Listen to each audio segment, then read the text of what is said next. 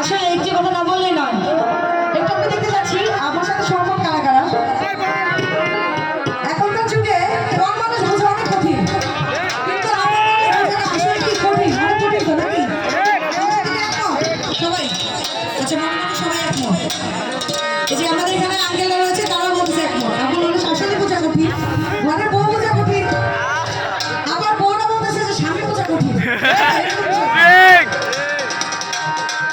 আপন মানুষ চেনা বড়